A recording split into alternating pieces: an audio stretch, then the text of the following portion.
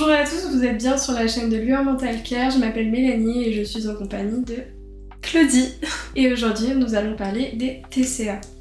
Tu connais le concept? Ouais. On pioche des cartes, on répond aux questions, il y a des petites jokers et des petits messages de self-love. Je t'invite à piocher une première carte. Ouais, c'est parti. Donc c'est celle-là? Ouais. Alors, peux-tu identifier des expériences ou des événements passés qui ont eu un impact émotionnel profond? Oui. Ouais, bah là, celui qui me vient en premier à l'esprit, c'est le harcèlement à l'école. J'étais en CM2 et j'étais une petite fille avant ça qui était épanouie. Je n'avais rien à faire du regard des autres, mais vraiment, j'étais pas du tout timide. J'avais plein de projets, plein d'ambitions. Vraiment, j'étais à la joie de vivre. Et puis, harcèlement. Et à partir de là, je me suis renfermée sur moi-même. J'ai vu une psychologue et ça m'a beaucoup aidée. Mais malgré tout, j'ai vu un avant-après, genre j'étais plus la même, quoi. Donc ouais, je dirais le harcèlement, et c'est resté dans un coin de ma tête, toujours la peur en fait, même si c'était des nouvelles amies, genre la peur de déranger. De les déranger au point qu'elles m'embêtent comme ce que j'avais connu au CM2. Ouais, mais bon, aujourd'hui c'est dépassé tout ça, mais je pense que ça a eu un grand impact. Les enfants sont très cruels. Très cruels, étonnamment. Moi aussi, le CM2, ça a été très difficile. Ah ouais? Ouais, vraiment. Oh, du coup, depuis le CM2, même lycée, collège, j'étais très renfermée. Ouais, c'est l'âge ingrat. Pourtant, le CM2, les enfants, ils sont petits. C'est pas... ouais. C'est de plus en plus tôt, en plus, j'ai l'impression. Enfin, j'ai pas vraiment été harcelée au collège ou au lycée, mais tout de suite, j'avais trop peur de dire le mauvais mot, de faire le mauvais geste et tout de suite... d'être à nouveau harcelée, quoi. Donc, d'être catégorisée dans... Ouais. Les enfants, ils sont odieux, vraiment. Vraiment, c'est odieux. Donc ça, c'est un petit message. Tu n'es jamais seule, il y a toujours une main tendue quelque part. C'est vrai. C'est vrai. Faut savoir l'attraper, la main, à chaque fois, mais... C'est ça. Mais c'est hyper important, genre, de savoir demander de l'aide, c'est dur. Et d'accepter même l'aide contre le temps, c'est dur aussi. Mais une fois que tu l'as fait, c'est tellement important, en fait. De voir aussi l'aide. Des fois, on est cloisonné tellement dans ce qu'on est qu'on n'arrive pas à voir que oui, il y a quelqu'un qui est là pour nous aider au final. Prochaine carte. As-tu entrepris un travail personnel comme une thérapie ou un journal pour mieux comprendre ton passé? Bah ouais, j'ai fait les deux. Le journal en premier, vraiment depuis que je suis toute petite, j'ai un journal. J'ai été très influencée par la BD Lou, je sais pas si tu connais. C'est ma BD préférée. Ah non, c'est ma BD préférée aussi. Vraiment, mais depuis toute petite, je m'inspire d'elle, de ses journaux, etc. Donc j'ai toujours écrit. Et après, ouais, j'ai eu une psychologue du coup avec le harcèlement, donc en CM2. Et puis depuis que je suis tombée dans les TCA, ouais, j'ai commencé un travail. Ça fait 4 ans déjà. Là, ça fait quelques mois, je la vois plus parce que j'ai déménagé du coup à Paris. Mais j'ai recontacté quelqu'un, donc je vais reprendre rendez-vous. C'est très important la santé mentale. Oui. Et ouais, heureusement que je l'ai connue, cette psychologue, vraiment, elle m'a aidée. Hein. C'est moi qui fais le travail aussi, mais c'est aussi ça qui m'a donné envie, je pense encore plus jour après jour, d'être psychologue moi aussi, quoi. Mais c'est vrai que quand on a un passé assez lourd, souvent, je ne vais pas faire de généralité, mais très souvent on se dirige aussi vers des métiers où nous, on aurait aimé avoir de l'aide. Ouais, c'est vrai. T'as déjà vu une psychologue ou Oui, j'ai vu une psy pendant 1 an et demi. Parce que je pensais faire une dépression, mais en fait c'était de l'anxiété générale. Ok. Je pouvais plus sortir de chez moi et tout. C'était vraiment très très compliqué. Et j'ai vu un psychiatre. Et en fait c'était parce que j'arrivais à la fin de mon diplôme, grosse pression pour avoir le diplôme, pour le stage, etc. Et je voyais pas de après. Donc séance de psy, elle est adorable. Ah, trop bien. Ouais, ça t'a vraiment aidé. Trop gentille et tout. De temps en temps, je vais la voir quand vraiment ça va pas. Ouais, t'as toujours contact avec elle au cas où. Et elle a toujours la porte ouverte. C'est bien. C'était quand ça que t'as C'était en 2022. C'est à moi de pêcher. Non, c'est à toi. Quelles émotions surgissent lorsque tu repenses à ces événements? Si on prend exemple de ce qu'on parlait pour ma part, du coup c'est de l'angoisse et de l'anxiété. Ouais. On va dire on souffle dans le sens où pourquoi j'ai laissé faire les choses. Je sais pas comment expliquer. Alors t'aurais voulu faire autrement quand ça t'est arrivé? Genre anticiper le fait que ça pouvait arriver. Ah, anticiper, ah ouais. Genre, par exemple, pour mon ancienne relation, j'aurais pu... il y avait des signaux d'alarme dans ma tête et je les ai pas écoutés et j'ai plongé dans cette relation alors que elle était pas faite pour moi. Oui. Et j'aurais pu anticiper ce truc-là. Par contre, non, anticiper les grosses phases d'anxiété, on peut pas non plus... C'est compliqué. Et Mais toi? ça, l'anticipation, c'est vraiment un trait de l'angoisse. On l'avait vu en cours. En gros, anticiper, c'est que... Enfin, l'angoisse, je veux dire, c'est anticiper qu'il va arriver un malheur ou un drame ou une émotion vraiment désagréable alors qu'il se passe rien. Et du coup, je sais pas, tu me dis si je me trompe, mais c'est un trait en général des personnes qui souffrent d'angoisse et d'anxiété.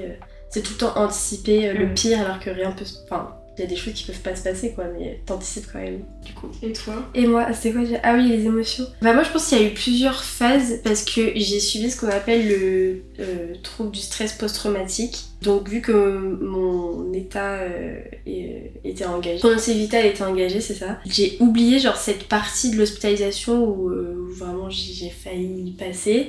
Et donc j'avais complètement oublié. Et c'est genre 1 an et demi, 2 ans après, genre il se passait rien à voir avec la situation, juste j'étais en cours, même j'étais avec des amis.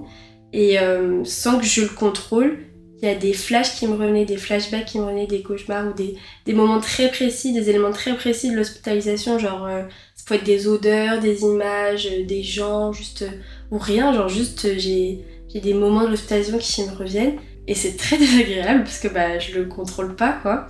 Donc il y a eu ce moment-là et après, donc ça c'est je dirais plutôt inconscient. Et après moi de façon consciente quand je repense à cette période-là, je suis mitigée parce que beaucoup de fois je me dis que heureusement que c'est arrivé, que j'aurais pas pu vivre bien si ça avait été pas arrivé. Bon, ça aurait été bien que ça vienne sous une autre forme que cette forme-là qui est un drame.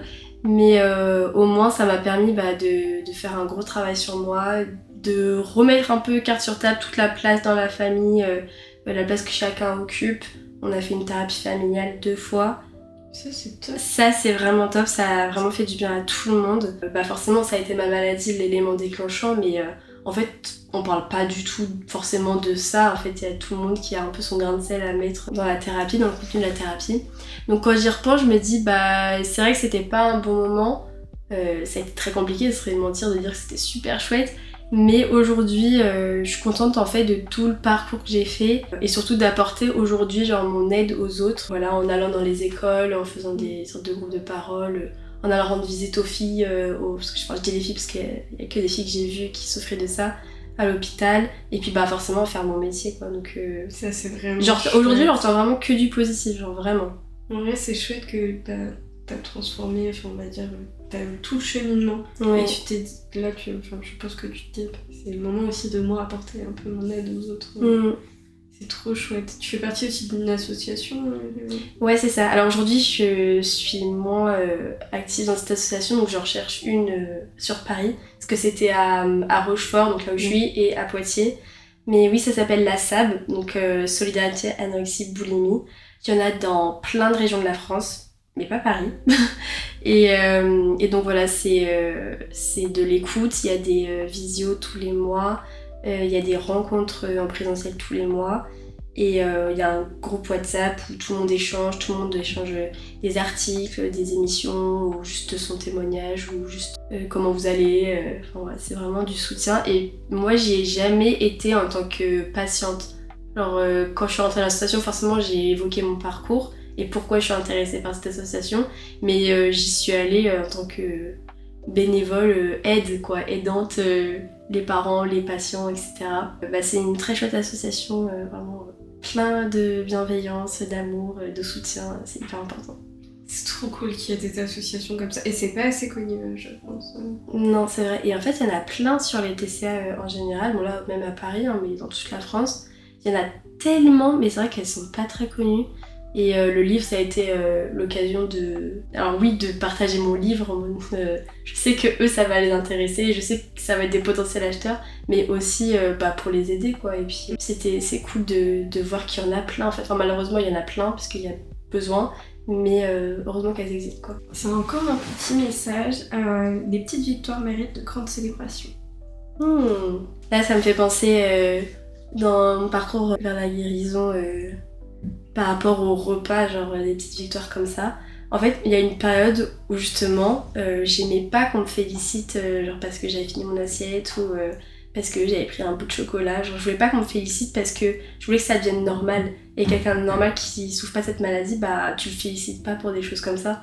Par contre, j'aimais bien qu'on me félicite je sais pas, par rapport à manger avec d'autres gens, ou juste avoir été heureuse toute la journée, genre des trucs comme ça me faisait plaisir.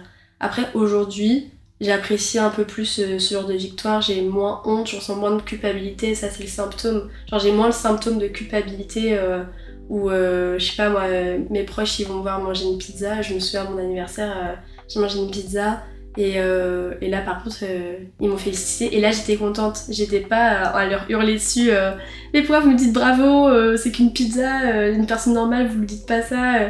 Là aujourd'hui j'accueille les compliments, donc en effet ces petites victoires là ça fait du bien.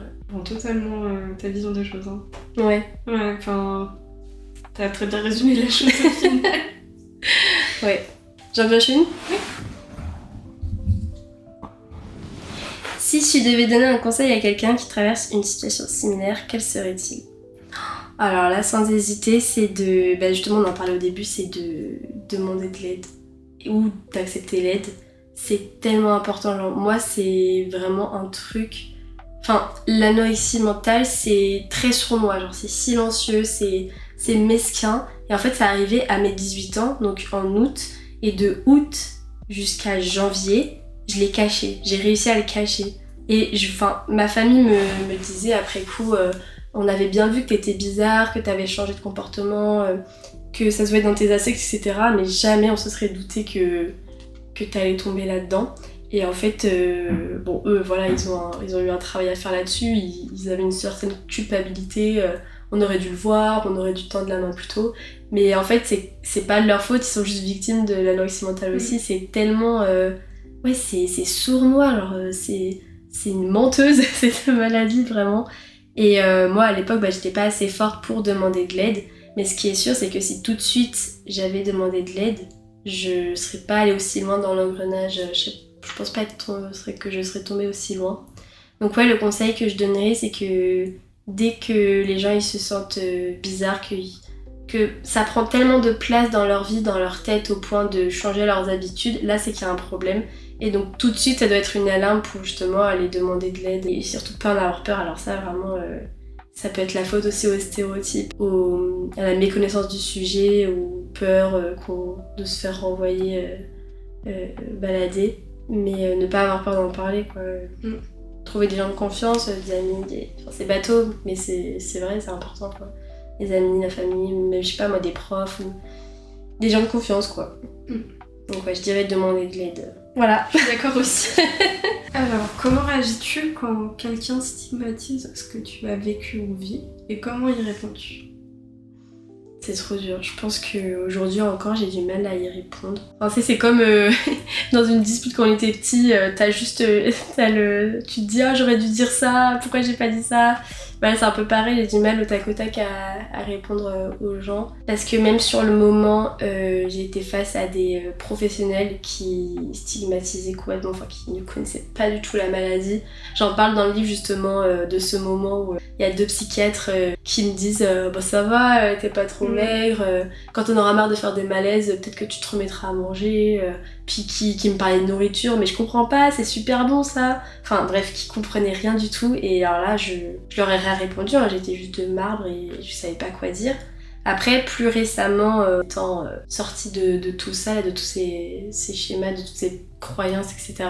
C'était l'année dernière, j'avais rencontré un garçon. Et forcément, au bout d'un moment, quand je dois parler des 4 dernières années, je peux pas passer à côté de ce sujet-là, donc forcément j'en parle. Ce garçon-là, il m'avait dit « Ah ouais, je comprends grave, j'ai la même chose. » J'étais ah merde, et ça va et tout. Et il disait en fait c'est pas exactement comme toi, mais moi c'est un peu pareil, genre j'ai un problème avec la nourriture et tout, c'est tout pareil. Enfin, il disait c'est tout pareil, et j'ai plus les détails, mais quand il m'en parlait, c'était pas du tout pareil, genre rien à voir. Je disais mais toi aussi t'as envie de m'écrire? Et il me disait ah non du tout, c'est pas du tout pareil alors. Et du coup ça m'a fait du mal dans le sens où je lui raconte un truc hyper perso, et il le décrédibilise un peu en mode ah ouais c'est pas grave t'inquiète, moi j'avais la même chose, et puis après il passe à autre chose. Alors que c'est un sujet hyper important, enfin ça fait partie des 4 dernières années de ma vie quand même, ça fait partie de ma vie. Ça fait partie de toi. Ça fait partie de moi. Et du coup j'étais un peu... Là pour le coup, sur le moment je savais pas quoi répondre, mais après quand il a voulu qu'on se revoie, Je lui ai dit bah écoute, ça m'a pas du tout plu ton comportement, moi je peux pas et tout. Et après il m'a tout renvoyé balader, donc je te dis bon c'est pas une grande perte. Bon. C'est pas si grave. Ouais, les stéréotypes c'est hyper dur parce que forcément stéréotype ça veut dire qu'il y a beaucoup de gens qui croient ça. Et donc seul contre le reste du monde c'est un peu dur. Mais j'aimerais bien apprendre justement, ça fait partie, je suis un peu en avance mais des résolutions 2025, d'apprendre à répondre aux gens mais de façon éducative quoi, pas moralisante. Ouais, oser, et puis c'est comme ça qu'on déconstruit un peu plus les stéréotypes quoi. Mais déjà rien que le milieu médical, déjà s'ils aident pas avec les stéréotypes, mais même au niveau des amis ou de la famille, certains ont tellement de stéréotypes hyper ancrés que c'est compliqué. Ouais. De les déconstruire justement.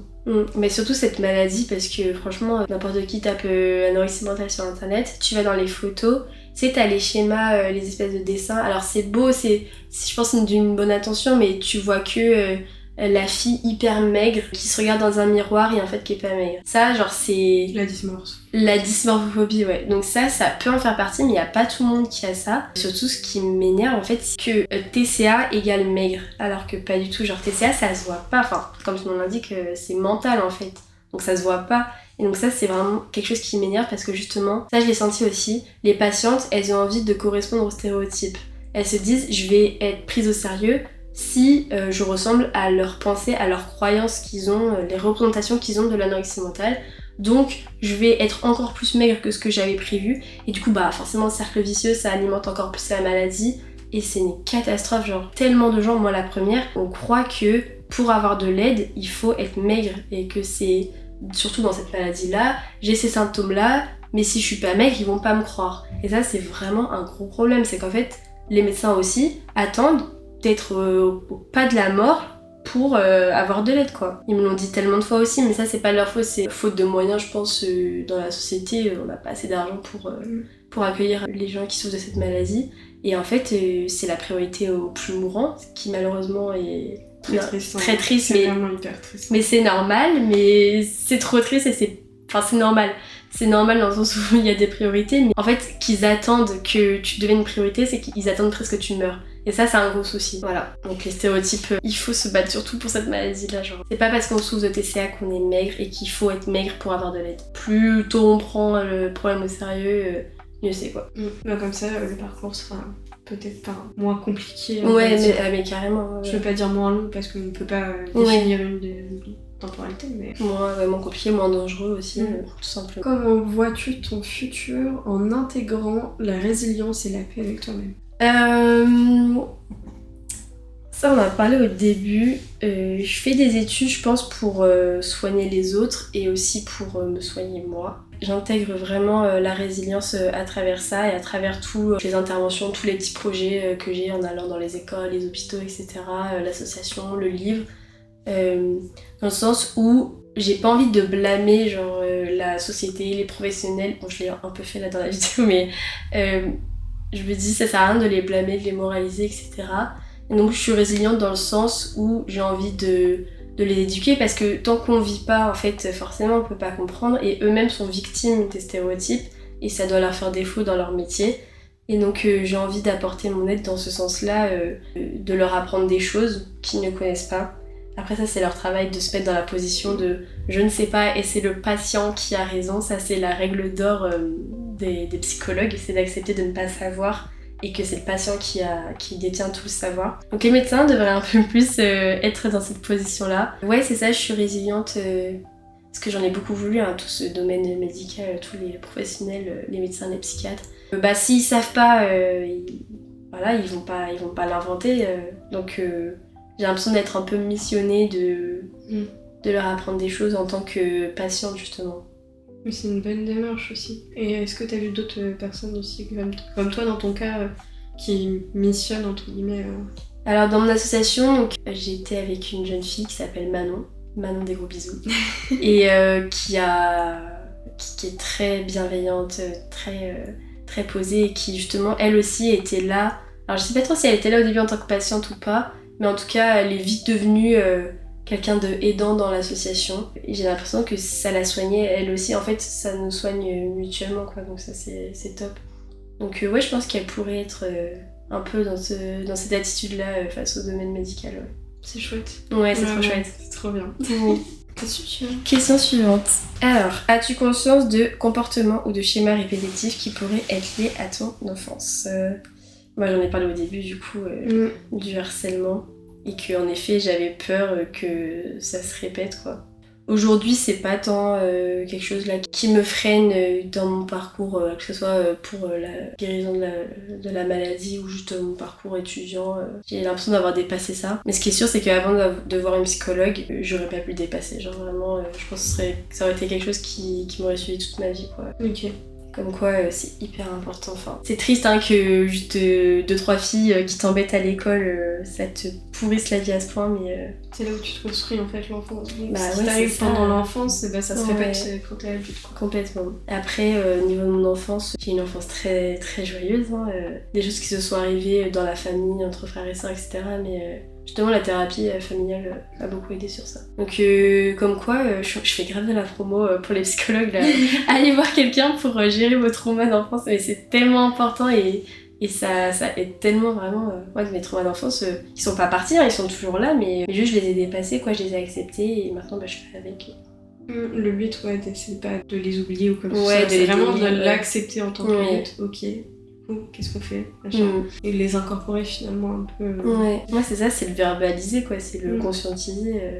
Les profs détestent ce mot-là, mais moi je le vois comme ça quoi, c'est d'en parler, d'être conscient que c'est arrivé et de pas le laisser refouler, de pas le dénier, de le dire non ça s'est pas passé, oui ça s'est passé mais c'est bon, tout va bien, bah non ça va pas, j'en parle, pourquoi ça me fait du mal et après on passe à autre chose quoi. C'est ça. Carte suivante. C'est un petit message, un pas en avant, mais petit reste une victoire. Oui. N'importe quel pas. Genre, demander de l'aide, c'est déjà un énorme pas. On a tous des victoires. Moi, je sais que j'ai des petites to-do dans ma tête. Moi, si je fais ça, c'est trop bien. Et franchement, moi, je trouve ça super important. T'as des exemples de petites victoires? Rien pour moi, là, aller à Paris pour faire un podcast, je trouve que c'est une énorme victoire. Bah bravo. Merci. Mais parce que je me suis jamais dit que ça allait aller aussi loin ce podcast déjà. J'ai bien envie en fait de donner la parole aux gens et en même temps ça crée des connexions avec les gens, c'est trop cool. Puis comme ça les gens ils peuvent s'exprimer et ça je trouve ça chouette. Ouais.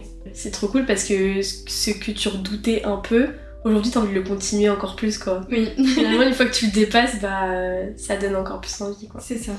Et toi, des petites victoires? Bah là, une petite victoire, c'est très récent et il y a personne qui ne le sait, là c'est une exclusivité. J'avais arrêté de voir ma psychologue que je voyais depuis 4 ans parce que voilà, j'en avais marre, je voulais faire une pause, etc. Mais surtout en tant que future psychologue, je serais la cordonnière la moins bien chaussée de la ville si j'allais pas voir une psychologue. Hier, je me suis renseignée, j'ai pris rendez-vous avec une psychologue. Et mine de rien, même si je prône la santé mentale et que je répète à tous mes proches, toute ma famille, etc. Allez voir quelqu'un, c'est hyper important, et que moi je le fasse pas, en fait c'est vrai parce que c'est super dur d'aller voir quelqu'un, même si je fais des études de ça, que je suis passionnée et que je sais à quel point c'est important, c'est dur en fait, encore une fois, de demander à l'aide, de demander de l'aide. Et je l'ai fait, j'ai juste cliqué sur Doctolib, c'est bon, j'ai réservé. Mais c'est un grand pas, alors vraiment ça fait plaisir. Ouais, merci. C'est la dernière. C'est la dernière. Tu es bien plus ce que tu as traversé. Oh, c'est chou. Fini sur une bonne carte. C'est gentil d'écrire des petits mots comme ça. De rien. C'est vrai que ça fait du bien.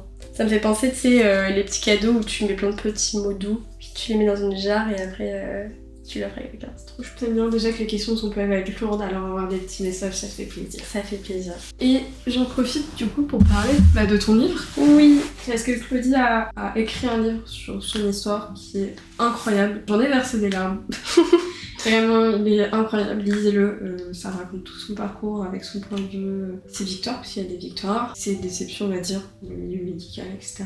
Et vraiment, c'est très chouette, la lecture est très facile. Trigger warning quand même, parce qu'on parle de TCA, et si vous n'êtes pas à l'aise avec le sujet, je vous le conseille pas forcément. Est-ce que tu as des choses à dire sur ton livre? C'est drôle justement le cheminement de ce livre, parce que quand je l'ai écrit, en gros je savais pas du tout que ça allait devenir un livre, j'ai écrit de façon thérapeutique, et donc ces mots-là, ces premiers mots, c'était vraiment thérapeutique, c'était juste moi pour me soulager, pour me faire du bien. Et en fait, pendant toute mon hospitalisation, pendant tout le parcours, je cherchais des livres, des témoignages. Alors, il y en avait sûrement, mais comme ça, dans les rayons, j'en trouvais pas. Et je me suis dit, purée, mais j'aimerais bien avoir un livre témoignage sur ça, vraiment quelque chose de vrai, pas sous forme de manuel éducatif qui vient des professionnels. J'aime vraiment que ce soit un discours d'un patient, quoi. Et j'en trouvais pas. Et je me dis, bon bah, fuck, je vais en faire un pour moi, quoi. Et j'ai vraiment, mais sans vraiment d'espoir, envoyé à plein de maisons d'édition. Même quand j'ai eu la réponse, oui, on est intéressé par votre livre, je savais pas encore que j'allais accepter. J'accepte d'être un personnage public, même si je suis pas connue au bout d'un moment, bon, j'espère qu'il va se faire connaître. Mais est-ce que j'accepte, voilà, de me livrer comme ça à cœur ouvert devant tout le monde, en fait. Ma famille la première. Tout de suite, j'ai pensé aux patients, aux patientes, aux proches des patients. Et je me suis dit, bah moi, ma famille, elle aurait trop kiffé. Moi aussi, quand j'ai été hospitalisée, j'aurais trop kiffé avoir ce livre. Donc je vais leur donner, ça va être un cadeau que je leur fais. Aussi un cadeau pour moi, parce que bien sûr, ça m'a beaucoup aidé, quoi. C'est comme thérapeutique aussi. Ouais, c'est comme si le fait de tout mettre dans un livre, bah je referme le livre, tu vois. Genre, je l'oublie pas, il est là, ce livre, il est chez moi, mais au moins il est fermé, quoi. Donc ouais, je suis très contente de ce livre. Et je suis vraiment contente de l'explication de ton titre. Ah oui. Dans le livre, le titre c'est À deux, on est moins fort. Et en vrai, il y a toute l'explication qui est intéressante. Ouais. Je trouve ça génial, vraiment. Il y en a qui n'ont pas compris avant de lire le livre, et il y en a même sans avoir lu le livre Ils comprenaient. qui comprenaient, ouais. Ouais, vraiment, il est trop bien. Oui, il est pas long du tout. Il fait 62 pages, franchement. Ceux qui aiment pas lire. En 1 heure. Ouais. 1 heure, quand c'est lu. Et il est à 7 € en e-book et à 11 € en brochet. J'envoie plein de force à tous les patients, toutes les patientes, tous leurs proches, parce que, bon, ma famille en parlerait mieux que moi, mais ça doit pas être facile. De pas hésiter à demander de l'aide, à surtout s'entourer de personnes de confiance et ne pas avoir honte de ces symptômes, parce que, bon, les gens le verront dans le livre, mais c'est très spécial, c'est des grosses bizarreries quand même de comportement. Et il faut pas en avoir honte, et le fait de vraiment, quitte à l'assumer, quoi, à en rigoler, etc. Et comme ça, être plus à l'aise avec les gens, ça aide beaucoup. Mais ouais, j'en vois plein de force de pas laisser tomber, qu'ils vont y arriver, et que vous êtes pas seul. Il y en a plein, quoi. Entourez-vous des bonnes personnes, vous allez y arriver. Et l'anorexie mentale, c'est pas un chiffre, genre c'est pas un poids, et c'est pas un physique, genre ça se voit pas. Donc ça, c'est vraiment un truc hyper important qui me tient à cœur, de pas vouloir correspondre au stéréotype de être maigre, de frôler la mort pour avoir besoin d'aide, quoi, c'est pas normal. Voilà. C'est une très belle conclusion. Merci. Merci à tous d'avoir écouté cette vidéo. N'hésitez pas à la partager, la commenter, la liker. Bisous. Ciao.